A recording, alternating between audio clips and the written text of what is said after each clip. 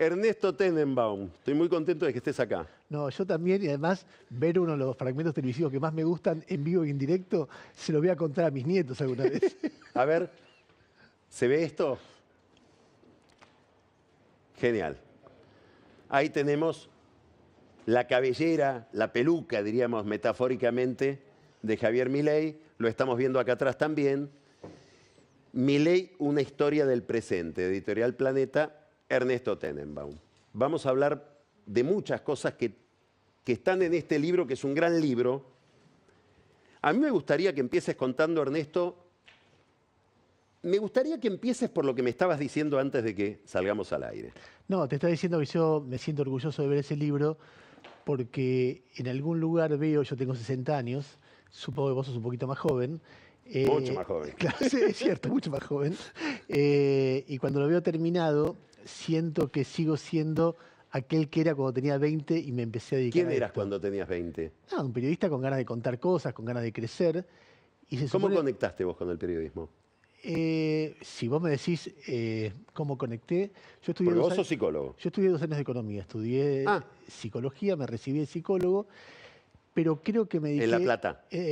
Psicólogo acá en Buenos Aires. Ah, en Buenos Aires. Y creo que me dediqué al periodismo porque un diálogo permanente con mi viejo, yo tengo 2 hermanas mujeres, era papá, quiero jugar a la pelota, y mi papá me decía, cuando termine de leer este artículo, vamos a jugar a la pelota. Y yo recuerdo mucho de chiquito mi viejo leyendo La opinión de Jacobo Timerman y después otros medios.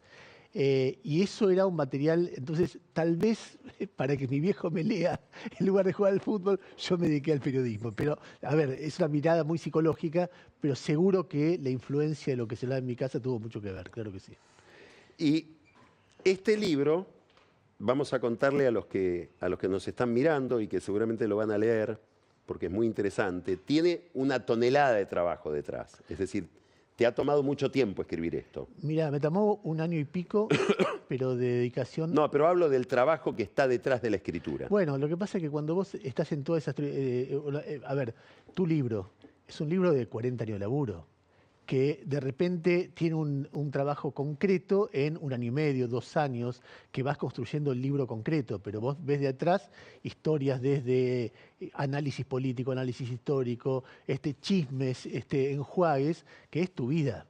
Entonces, en un trabajo así aparece todo eso. Lo que pasa es que tiene una fecha de inicio. Empezó el 13 de agosto del año pasado, el día que Milei gana las primarias. Yo ese día estaba muy sacudido, a ver, para mal, pero sobre todo sacudido. Estaba sacudido profesionalmente porque me adjudicaba a mí mismo no haberla visto, yo fui de las que no lo vio. Yo estaba mirando un peronismo que se desangraba en una situación, y en peleas internas en una situación muy difícil.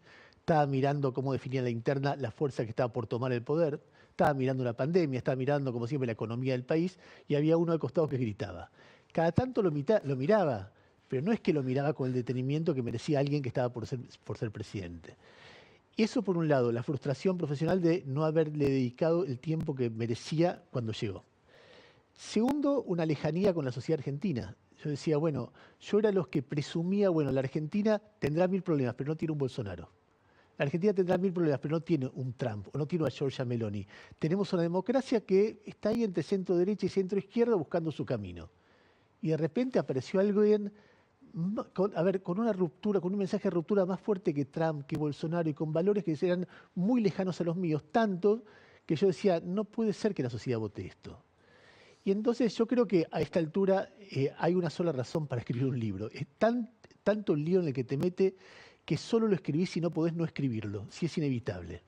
Y ese día me puse a trabajar, y me puse a trabajar viendo lo que yo no había visto o viendo en detalle lo que había visto superficialmente. Vos sabés que Eric Hobsbawm dice en sus memorias, dice, lo que me ha hecho un gran historiador es percibir cómo mis ideas han fracasado sistemáticamente. Bueno, en este caso, la idea... La pregunta de Exacto. por qué no lo vi, por qué no entendí, es una pregunta extraordinariamente creativa. Bueno, es un estímulo extraordinario a entender. Ahí me puse a ver cientos de horas de videos de Milei, porque a diferencia de otros... Pero espera, primero contanos tu relación con el Milei físico. Después vamos a hablar con la figura Milei que vos...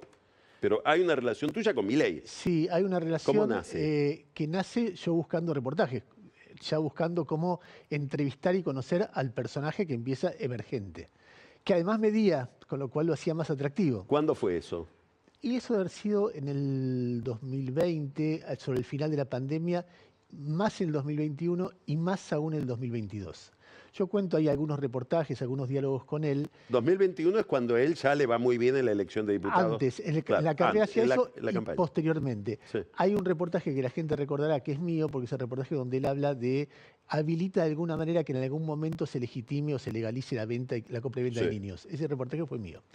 Justo con vos, No, claro, fue conmigo y él para conseguir alguna afinidad. no, sí, qué sé yo, pero digamos, yo lo entrevisto a él en un contexto en el que había dicho la venta, hablado de la venta de órganos. Y mi hijo mayor, que es muy lector, me dijo, hay un tal Rothbard, que yo hasta ese momento no lo había conocido, ahora te puedo... Que acá sí le Claro, dedicas le dedico bastante. bastante. Rothbard le pregunta, me dice mi hijo, hay un tal Rothbard que 3 párrafos más abajo de la venta de órganos habla de la venta de niños. Entonces yo lo invité y le pregunté, y él me dijo, bueno, en algún momento quizá se armó un despelote bárbaro. Sí, te dijo, yo recuerdo, no sabemos si la sociedad argentina todavía está Claro. preparada para plantearse el Y problema. Jairo Stracher le dice, pero no decís que no. Y no dice que no, y entonces se arma el lío que se arma. De ahí en más, Milei me dice, yo a vos no te doy nunca más un reportaje, no porque esté enojado, sino porque me complicás la vida. Vos me preguntás temas filosóficos, yo te contesto con buena onda, y la política de eso hace un desastre. Entonces no me conviene porque la relación fue en general buena, mejor de él hacia mí que de mí hacia él.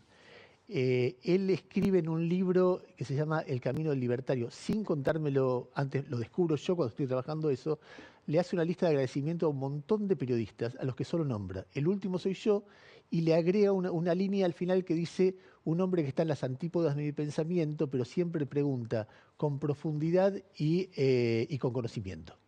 Y alguna vez me dijo, yo con vos no me voy a meter porque fuiste el único progre que no me trató como un payaso. Me trataste con curiosidad, que es nuestro laburo, tratar con curiosidad y preguntar. Y efectivamente fue así, y no fue una... En algún momento él se distanció, yo le mandé una nota un WhatsApp de felicitaciones cuando ganó, un WhatsApp que decía algo así como, te felicito Javier, ganaste en buena ley, vos sabés que yo hubiera preferido lo contrario, creo que la vas a chocar, pero ojalá al final del camino me demuestres que vos tenías razón. Llámame. Estaba en el hotel ahí donde estaba parando. Entonces lo llamo y dice, mira Ernesto, yo sé cómo pensás vos. O sea, no tengo nada que reprocharte porque vos me hayas criticado o porque vos hayas argumentado que había que votar a otro. Yo en un momento dije, antes de la primera vuelta dije, salga segunda Bullrich o Massa, yo voy a votar a uno de ellos dos, porque no quiero que gane Milei. Y después, cuando fue con Massa, dije, yo voy a votar a Massa. Y él me dijo, estuvo, pero totalmente fair play. Es más, lo fui a visitar al hotel, él me escribe ahí, escribe como si fuera un pizarrón, 3 páginas, explicando el problema fiscal que había, el problema del tesoro, el problema de los pases, el problema y cómo había que hacer un ajuste del 15%, todo lo que después vino, pero en un gráfico que yo publico ahí, porque cuando termina de hablar conmigo, digo, ¿me lo puedo llevar? Estaba el rabino de él al lado. Y yo le digo, y él me dice, ¿para qué?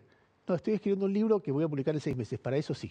Entonces me lo llevé. ¿Cómo es escribir un libro sobre algo que está pasando? Es una enorme dificultad. Lo que pasa es que, mira, hay dos Te lo partes. podría preguntar de otra manera, que es esta. ¿Qué pasó con Milei desde que empezaste a escribir el libro hasta ahora? Bueno, ¿Se fue mutando? Vos sabés que los capítulos, los últimos, el libro termina, termina el 10 de junio de este año, o sea, el día que él cumple Ahora. 6 meses de gobierno. Los capítulos del gobierno son divertidísimos, pero todo el tiempo él da material. Digo, a ver, de repente aparece una visita a él a Fátima Flores. Al día siguiente, Mar del Plata. Al día siguiente aparece en el Muro de los Lamentos, llorando desconsolado. Al día siguiente da un discurso en Davos del cual habla el mundo entero. Al día siguiente va a ver a Elon Musk. Al día siguiente habla en el colegio Cardenal Copelo. Se desmayan los chicos. Se desmayan los chicos. Después, al día siguiente, empieza a pelearse con las prepagas. Y Ernesto, ¿qué es eso que estás describiendo? Yo creo que es un hombre un hombre que va cambiando y cambia vertiginosamente. Si tuviera que dar algo... ¿Pero qué significa que sea así, políticamente? ¿Qué novedad hay en eso, si es que hay alguna? Es una pregunta que yo hubiera respondido de distintas maneras en distintos momentos de la confección del libro. Hoy la que más me convence es la que vos explicaste cuando contaste la historia del mago del Kremlin. Es decir, es un hombre de poder. Es un hombre de poder con algunas ideas dominantes. Hoy su idea dominante para construir poder es: si yo dejo de emitir completamente, por más recesión que genere, eso va a terminar con la inflación y por lo tanto, al salir de la inflación del escenario, va a generar un incentivo muy fuerte para la inversión y la Argentina va a crecer.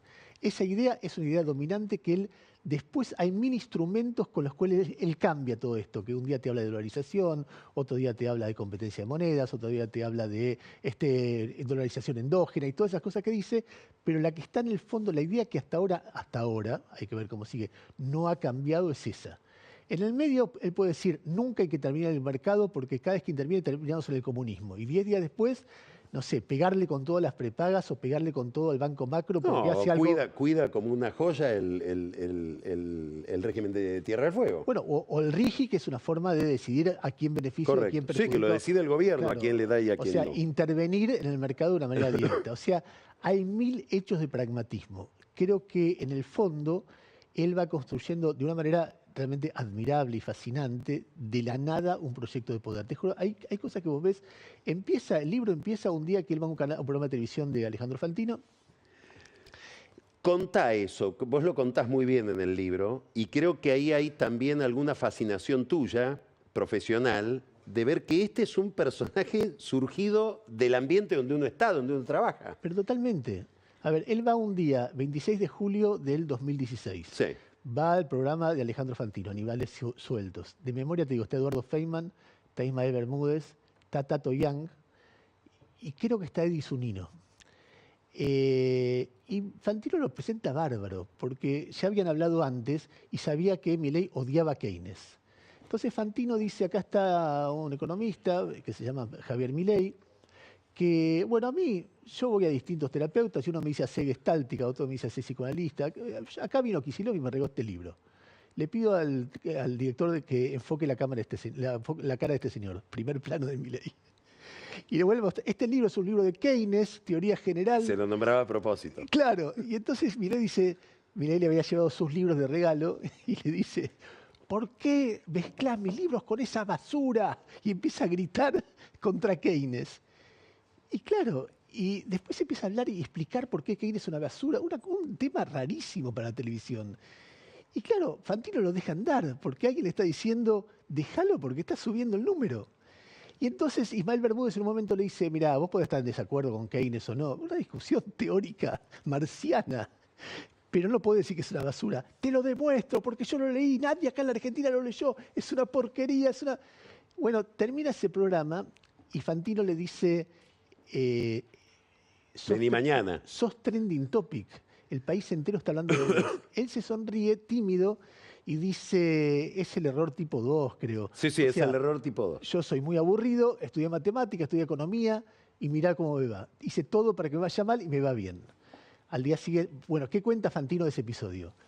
Lo invitamos porque nos pidió, creo que Nielsen le había pedido. Claro, pero vos contás en el libro que se lo había encontrado con Nielsen y le dijo, tenés que invitarlo porque este es un genio. La rompe. Trabajaban juntos en Corporación América. Exactamente. Y entonces él, en ese contexto, Fantino dice, medíamos 3, subió a 5 con él, lo invitamos al día siguiente, medíamos 4, subió a 7, lo vieron los intratables, medían 6, subió a 9 y no se fue nunca más. Habitualmente nosotros estamos acostumbrados a los fenómenos televisivos que lo intenso por definición es breve. O sea, ves un tipo, qué sé yo, una especie de... ¿te acuerdas el líder de la protesta agraria? ¿Cuál era el entrerriano? Que era muy carismático. De Angeli. De Angeli. El senador. Bueno, en un tiempo todo el mundo se peleaba para que él vaya a los programas. ¿Por qué? Porque medía. No era una conspiración. Todos los productores decían, De Angeli, en una época Carrió, la pelea por Carrió de las producciones. Bueno, eso en algún momento para. Con Milei no paró nunca. No paró hasta hoy, ¿eh? Hasta hoy no paró en la tele, no paró en las redes. Es un hombre que tiene un magnetismo que yo no me lo explico porque sobre mí no lo genera, pero es un magnetismo indiscutible. Ahora, lo que vos vas viendo cuando vas recorriendo los 7 años que terminan en esto, es un hombre que va construyéndose a sí mismo, porque primero es alguien que quiere fama, claramente quiere fama, pelea de cualquier manera por segundos de aire, yendo de un canal a otro con su novia, contando intimidades, contando cómo el padre le pegaba en su infancia, contando mil cosas que él se da cuenta. Él cuenta que quien le dio el consejo de cómo funciona la tele fue Mauro Viale. Contalo eso, porque está muy bien contado en el libro. Lo encuentra antes de todo esto. Un día le dice, ¿sabes qué? Vos tenés el mismo problema que Johnny cuando empezaba por su hijo. Y le dice, tardás mucho en dar la piña. Si vos tenés 2 minutos, si en los 2 minutos vos das una piña, es el Zócalo y seguís porque al conductor le va a interesar. Y Milei, cuando cuenta esto, mucho después, cuando ya es muy famoso, dice, yo te meto un Zócalo cada 10 segundos. O sea, él aprende el método y lo utiliza. O sea, hay un método ahí. No es alguien que grita y se pelea y humilla en una discusión solamente porque eso es como complementario o va bien con su carácter. No termino, y creo que nadie termina de, pero me gustaría que vos te definas, de calibrar cuánto hay de cinismo y cuánto hay de talento y de espontaneidad y hay un poco de exitosa. Todo. Hay un poco de todo, pero él va cambiando. El primero dice, acá es una batalla cultural, hay que cambiar cómo piensan los argentinos. Ni loco me voy a meter en política. Cuando ve que es cada vez más popular, se mete en política y cuando se mete en política se transforma en un político de una habilidad sorprendente para su poca experiencia. A mí me llama mucho la atención. Hay un momento, mira, vos te acordás de esa canción, creo que era de Sancor, perdón el chivo, que empezaba un hombre solo, es solo un comienzo para que algo se empiece a concretar, y alguien empezaba cantando solo, venía de una obra de teatro que se llamaba, bueno, ya me voy a acordar, y se iba juntando gente y juntando gente. Hay una escena en el 2021, en la campaña del 2021, muy inteligente, que ellos graban el aviso. Un aviso que hay que terminar con la casta, hay que dejar de emitir y qué sé yo y qué sé cuánto. Alquilan por 8 horas un estudio y les sobra 1 hora. Entonces Milei le dice a todos los que lo acompañaban, ahí estaba Victoria Villarroel, ahí estaba Ramiro Barra, había muchos candidatos, ahí estaba Romo, le dice, vamos a cantar. Y cantan una canción que después se hizo famosa, que era y gastar, y gastar, y gastar, y gastar. Y vos ves él dirigiendo esa orquesta y ya son como 70 que cantan. Y después es un video que lo cargan a las redes y se viraliza. Entonces ya ves esa escena y ves él en el medio de 70. Y después más y más y más. Y vos sabés lo que es una campaña electoral, la cantidad de decisiones en tiempo real, la cantidad de gente mala que se te acerca, no tenés tiempo, viajás, comés mal, él engordó cualquier cantidad, tomaba, viste, bebidas energizantes para eso. Y sin embargo, a Patricia en un momento ya no se le entendía lo que decía. Y a él nunca, salvo en algunos momentos episódicos, siempre se le fue entendiendo lo que decía. Y después ese pragmatismo, ese político, porque ya es un político que primero arregla con Massa para derrotar a Macri y después arregla con Macri para derrotar a Massa. Arregla él, le saca plata a Massa para ganarle a Macri, le saca plata a Macri para ganarle. Le pone candidatos, le pone funcionarios a uno, le pone funcionarios a otro. Ves un tipo, qué sé yo, la aprobación de la ley Bases, donde vos ves en el momento que la retira, un energúmeno, un tipo que insulta, humilla, le dice a uno que tiene síndrome de Down, a otro que lo están orinando en un canal de televisión, cosa que vos decís espantoso, y después el tipo baja 2/3 de la ley Bases, las negocia y logra que se aprueben. Por momentos parece un principiante, por momentos parece un fanático, por momentos parece un enceguecido y por momentos parece un tipo que aprendió la política, viniendo de alguien solo, rodeado de su hermana y su perro, aprendió la política con una velocidad que es difícil de entender cómo fue. Vos describiste recién la inserción y el éxito de Milei como producto televisivo. Contanos qué significan las redes para este fenómeno. Bueno, si ves algo novedoso ahí. No, hay mucho novedoso. Mira, hay algo más allá del mecanismo de que él pega en todos lados, entra por todos lados. Hay un momento, diría yo, en la pandemia, que él sintoniza con un grupo de tuiteros.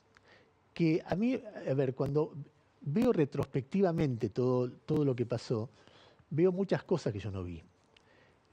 Veo, por ejemplo, en la pandemia, la construcción del movimiento anticuarentena, que nosotros, la mayoría de los periodistas, entre comillas, serios, los tomamos con consumo irónico. Eran unos loquitos que estaban contra las vacunas. Y vos te das cuenta que a la larga eso expresaba mucha frustración de mucha gente. Y entonces, en lugar de aparecerte el loquito que habla contra las vacunas, te aparece el remero que un día dijo, a mí ya me importa todo un pito, yo no voy a contagiar a nadie y que me vengan y me meten en cana. Aparece el tipo normal que dice, me están jodiendo la vida por cosas que yo no entiendo por qué es, porque no voy a contagiar a nadie. Y entonces, quien más grita contra la cuarentena en un momento es Milei. Y entonces aparece como el que todos miran, como, este está pensando lo que yo digo. En ese contexto, hay un grupo que a mí me impresiona mucho esto, hay un grupo de youtubers que tiene un contenido sobre todo anti-cuarentena, antifeminista y anti-LGBT. Te voy a dar uno de ellos, se llama Emanuel Danan. Muy poca gente lo conoce de nuestro medio, pero cuando yo empecé a ver sus videos tenían 4 millones, 5 millones de visualizaciones. La radio donde yo trabajo, Radio Con Vos, festejás el día que tenga 200.000 visualizaciones un video. Él tenía 5 millones, todavía tiene. Y el mensaje que tenía era un mensaje que yo pensé que muestra una sociedad esperando un mensaje distinto, que a mí no me gusta, pero que estaba. No sé, burlas hacia el feminismo todo el tiempo, burlas hacia los gays todo el tiempo. La idea de, a ver, ¿cómo explicarlo? Había un discurso dominante que por momentos era asfixiante. Muchos de nosotros decimos, che, ese discurso es asfixiante. Lo central de lo que dice está bien, pero déjame hacer un chiste, déjame cuestionarlo, no me vengas con un discurso único. Ellos venían a decir, no, ni lo secundario ni lo principal, no me gusta nada del feminismo, nada de la política de género, nada de la tolerancia a la libertad sexual. Eso hay que revertirlo, eso es una batalla cultural, la izquierda no está, bueno, y Milei, que no sé cuán de acuerdo está con todo eso, sintoniza con eso pero perfectamente y ellos lo potencian a él y él los potencia a ellos. Después se pelea porque ellos le exigen una coherencia que el político Milei no estaba dispuesto a conceder. Le dice, pero como no estamos con la casta y vos estás designando asesores por todos lados, no estamos contra la casta y vos estás asociándote a Menem, a Bussi, ¿qué onda? Y Milei les deja dar bolilla inmediatamente y ya estaba saltando hacia otro lado. Veo un hombre de extremos. El otro día discutía con un amigo de él que él me preguntaba qué cosas buenas desde Milei y yo le decía, veo un líder, cosa que Alberto no era y creo que la sociedad ese contraste lo ve. Veo a alguien que ganó la calle sin matar a nadie, y eso es realmente un mérito. Veo a alguien que a mí me genera muchas dudas el método, pero que se está ocupando de la inflación, y después veo otras cosas malas que no es lo que me preguntaba él. Entonces, y él me decía, te olvidas de una cosa, es un muy buen tipo. Yo lo conozco, me decía, y es un muy buen tipo. Y yo le decía, ¿será un buen tipo o será un tipo de extremos? ¿Será capaz de ser el mejor tipo del mundo con quien quiere y el más cruel con quien detesta, qué sé yo, Porque está ofendido. López Murphy, por ejemplo? Es decir, ni un comentario ante la desgracia que sufrió estos días merece porque un día se le presentó una campaña electoral contra él. O sea, puede haber de las dos cosas. O petovelo, la lealtad absoluta no importa el escándalo que haya. Y eso es genuino, vos decís. Yo creo que eso es genuino. Eso es Ahora, a ver, extremos. Él dice, yo soy un liberal, hay que respetar el proyecto de vida del otro. Y de repente es un judío ortodoxo. Sin decir que esto está bien o mal, el proyecto del judaísmo ortodoxo es un proyecto de vida muy estricto. A ver, un liberal, el que respeta el proyecto, tiene un hijo y le dice, yo respeto tu proyecto de vida y andá. Un judío ortodoxo le dice, vos tenés que ser igual que yo y que tu abuelo y que tu bisabuelo, porque nada cambia en el mundo, la verdad está escrita en un libro y nosotros tenemos que respetarlo. Y dice, ¿cómo se junta el judío ortodoxo con el liberal? Eso es Milei. Puede ser un extremo y el otro, y él no encuentra una contradicción ahí, ¿eh? Él hace convivir una cosa con la otra. Te hago la última pregunta. Me quedan 1000 temas más, pero lean el libro, porque, por ejemplo, Si para adelantar, un tema que no te puedo preguntar, pero es todo el tema del licenciado Tenenbaum, psicólogo, mirándolo a Milei, metiéndose en las neurosis de Milei, en la historia de Milei. Pero la última pregunta sería, te pongo acá al señor X, cualquiera, que sea el próximo adversario de Milei en el 2027, que tiene que competir con un Milei que lo imaginamos compitiendo por la reelección. ¿Qué consejo le das para enfrentar a este animal que acabas de describir? Dicho con todo respeto, lo de animal, ¿no? El que surge de Milei es sé vos mismo. Jugátela. Es decir, Milei desafió todas las leyes. Es decir, sus amistades. A ver, eligió algo que estaba fuera del debate argentino, era qué fue la dictadura. Eligió a Victoria Villarruel de vicepresidenta. Yo voy por la mía y me la juego. Después podrás discutirle algunas cosas que calculó, pero cada una de las decisiones que ha tomado fueron esas. La idea, cuando vos escuchás, el otro día leía una nota muy interesante que vos seguramente leíste de Joaquín Cotani, su ex secretario de Política Económica, criticando la política económica actual. Una nota que para mí fue la bomba de la semana pasada. Y él decía, es extravagante y está por fuera de algo así como la sabiduría económica. O sea, los que sabemos de economía vemos que lo que estás haciendo no es lo que hay que hacer. Y él dice, no la ven, son liliputenses, o sea, se la juega. Vos decís, pará, todos estos tipos que saben, que empiezan como vos te Los están economistas diciendo, serios. los economistas serios te están diciendo, y tiene algo de eso que yo creo que es lo que tiene un líder, que dice, yo me la juego y puedo perder, pero me la juego, no voy a estar pisando huevos. Y me parece que quien quiera ganarle tiene que tener esa audacia, ¿no? Ernesto, entonces, Milei, una historia del presente, vamos a mirarlo de nuevo. Ahí está, Ernesto Tenenbaum. Todo lo que usted acaba de ver y escuchar y más, porque es mucho trabajo de alguien que evidentemente se apasionó. La verdad que compartimos la pasión hace muchos años. Muchos años. Creo que uno de los mayores dolores de mi vida profesional fue una primicia tuya, Bueno. la del Pacto de Olivos. Ahí delatás la edad, tonto. Chau, gracias. Gracias, Carlos, muchas gracias. Vamos a un corte y vamos a entrevistar a Ricardo Hausmann. Vamos a hablar de Venezuela. Ya volvemos. Sí, gracias.